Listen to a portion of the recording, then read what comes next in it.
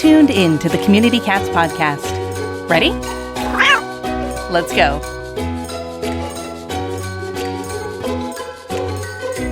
Welcome to the Community Cats podcast. I am your host, Stacy LeBaron. I've been involved helping homeless cats for over 20 years with the Merrimack River Feline Rescue Society.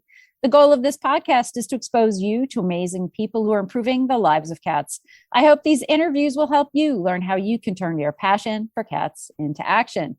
And today we're speaking with Cameron Greig. Cameron is the Community Cat Coordinator at the Humane Society of Huron Valley in Ann Arbor, Michigan. Cameron is a lifelong cat lover and an animal advocate. Cameron, I'd like to welcome you to the show.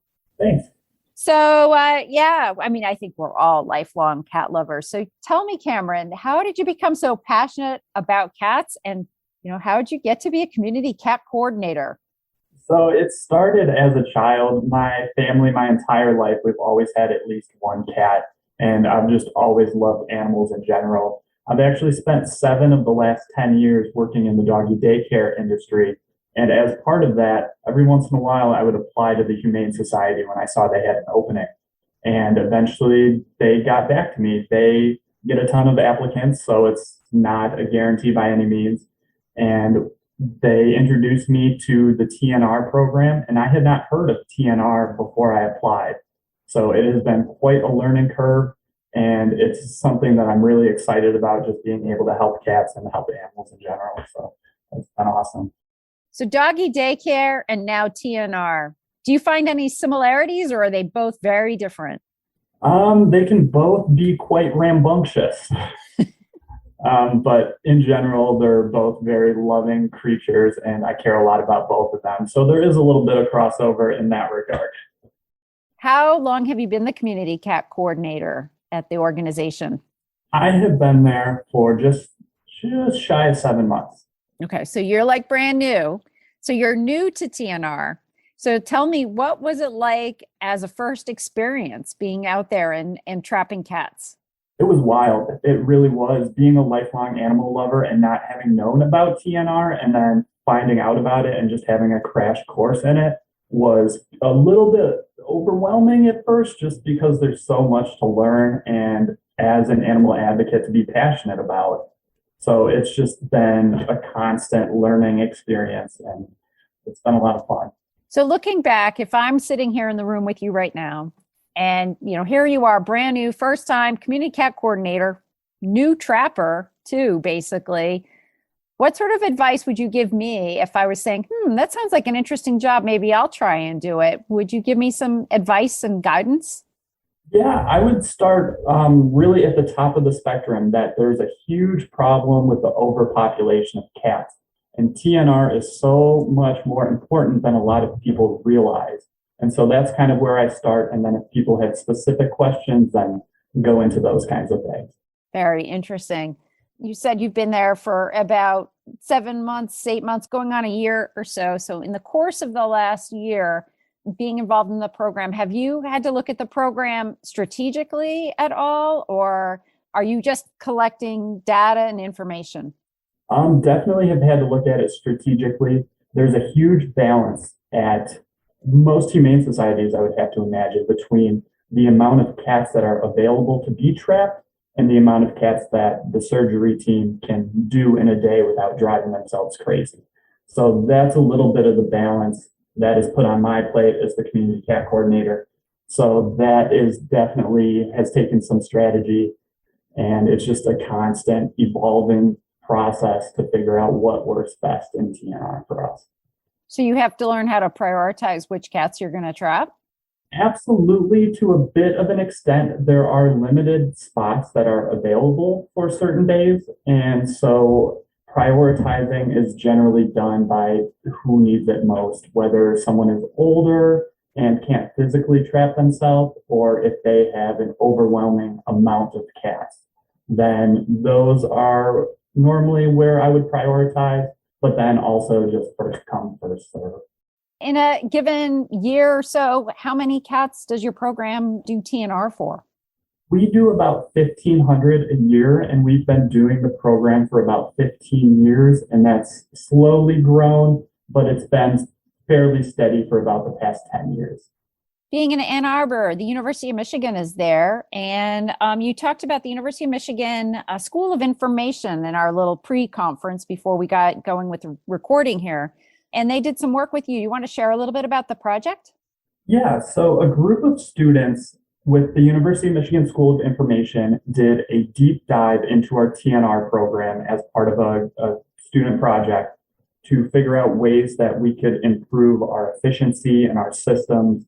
And they interviewed 6 people at the Humane Society in different roles and researched TNR as a whole, TNR programs in our state, and our clinic. They really did a deep dive into everything they possibly could. And they came up with some interesting findings.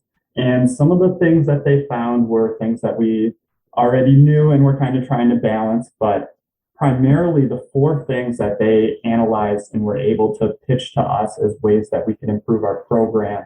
The first one of those was actually less days and limited hours for walk-ins. And what that does is help reduce the variability with our surgery team getting overwhelmed. So that's something that we have just implemented as of today. Actually, March 1st was the day that our hours changed. And then the second thing was improve our scheduling. We have walk-ins available with a 2-cat maximum. And then we also have a Google Calendar system that we use for more of our hardcore trappers and rescues that we work with to utilize so they can bring in more than the 2 cats.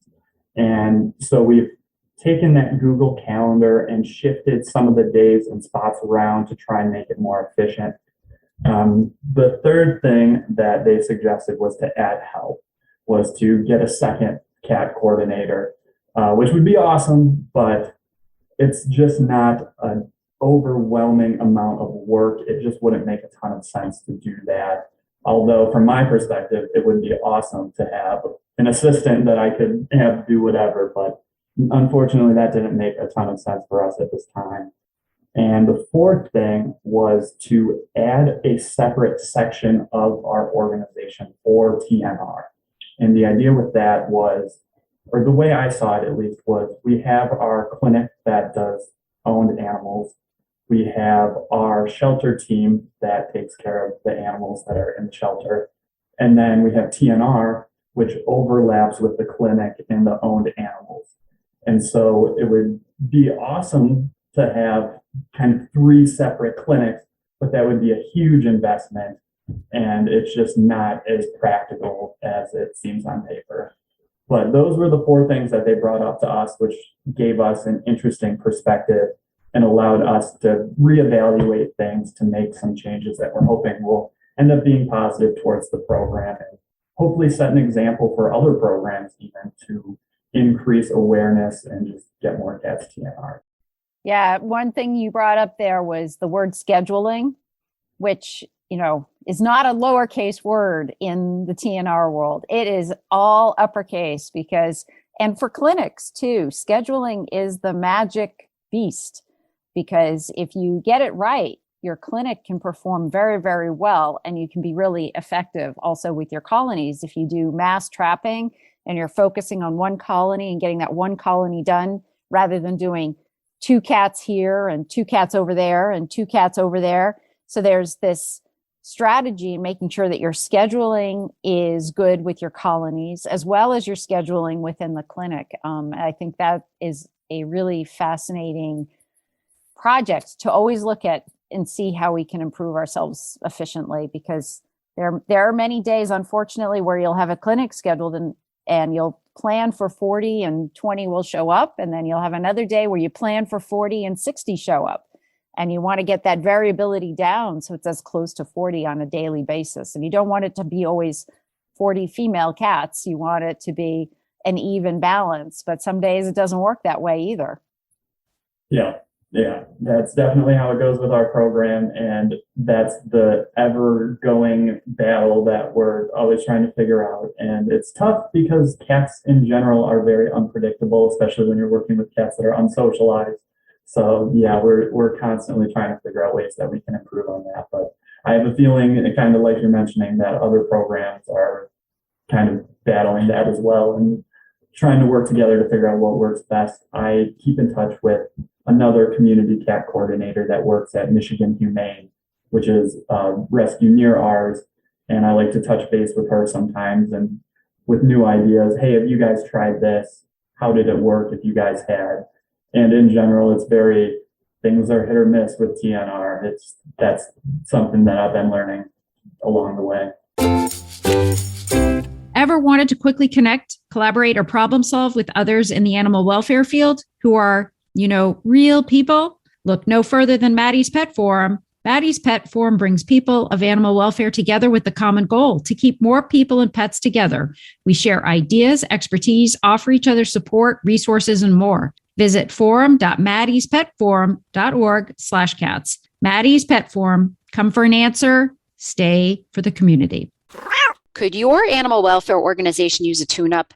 Humane Network can help. You can get a free 30-minute consultation to talk through your challenges and get ideas on how your organization can be more successful with less stress. From board development and fundraising to strategic planning and operations, Humane Network has got you covered. Whether you are a large or small, nonprofit or government, it's a live and thriving program led by a certified animal behavior consultant, features specially designed training for shelter and clinic staff on enrichment, stress reduction, safe animal handling, and behavior modification. With Humane Network, you receive individualized advice and support customized to meet your organization's unique needs. And Humane Network can lighten your load by taking on fundraising, communications, and other tasks you struggle with. Contact Humane Network today for a free 30-minute consultation. Visit humanenetwork.org. That's humanenetwork.org.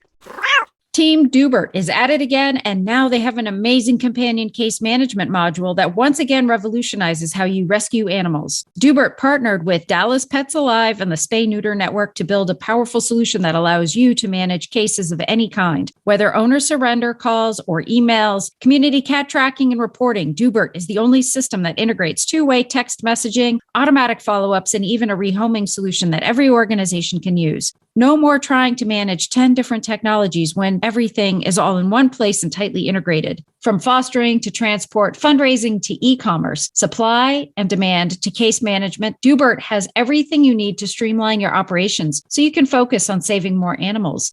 Check out the new companion case management module at www.dubert.com/CCM and get signed up today. So I'm going to do some lightning round questions for you to just find out some of the nuts and bolts about your program. So do you ear tip the cats? Yes. And which ear do you tip? Left ear. Do you test the cats that you're going to be returned for feline leukemia or FIV? We don't. So Cameron, do you tattoo at the spay site? Yes. And does your organization have a barn cat program? Yeah. Do you provide traps? Do you do a trap rental program? Yep. Do you have a training program to teach people how to do trap, neuter, return? And what are your greatest tips and tricks? Oh, geez. We don't have a set training program, but I train individually. If someone wants to know how to trap, I'll meet with them and teach them how. My biggest trick or tip would be start with regular wet cat food. And if that doesn't work, move to something stinkier and tastier. You don't want to start off with the creme de la creme of tuna or mackerel or whatever it might be, because if you've got a really hard to catch cat, then you've got nothing to step your game up to. So that's my biggest tip that I like to give people. How long do you recommend people hold cats until they return them back to the colony? That depends on the time of year, male, female. Generally, assuming that it's nice out, spring through fall in Michigan, we do get kind of a harsh winter here. So generally in spring through fall, we release the following day. Certain people like to hold females an additional day, and if they like to do that, by all means, I'll let them know how to make the cat more comfortable for that day. But generally the next day, and in the winter, we highly advise against TNR unless the cats have a safe, dry shelter. And that's just because when they get spayed and neutered and their stomachs are shaved, we don't want that getting snow on it and frostbite to happen. So in the winter, we only TNR when there's shelter. And if people are TNRing without shelter, then we recommend that they get a shelter and we'll provide shelter. or that they transfer the cat to a dog crate for the recovery process and then release them. So, Cameron, I want to turn the tables a little bit here and ask you about kittens. So, does your organization have a specific guideline about what kittens to return, or how do you make a decision on what kittens get returned versus what kittens come in and get socialized and put up for adoption? Yeah, that's really tough. I imagine there's a lot of places with TNR. We advise for people to scoop up kittens between 4 and 6 weeks old. And we have different photos that we can provide so people know what that age is. And generally, it's when the kittens start hobbling around on their own. When they're up and mobile, pick them up and bring them to us, and we will find loving homes for them. Once they get older than 6 weeks is when we start to see some signs of unsociability, which can make adopting a little bit more difficult, but we do have an excellent foster program. So kittens that start to reach that 6-week age and they might be showing signs that they aren't social, up to about 10 weeks and sometimes even beyond that, we'll send the foster, and the foster will work with them. And then most of the time they'll bring them back and they can be adopted out. Sometimes they do have to be returned if it's not going well. Whenever we intake cats that are from TNR situations, we always let people know it's not guaranteed.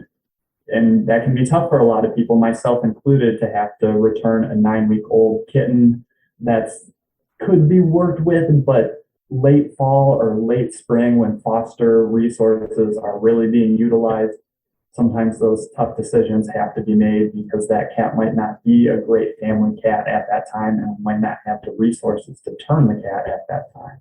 Have you had to deal with either a angry resident or like a housing association or an apartment complex? Have you ever had to sort of advocate for TNR with somebody that might not be so excited about trap neuter return? They might be like, well, why are you bringing these cats back? Why aren't you just taking them in? These are not my cats. Just get rid of them.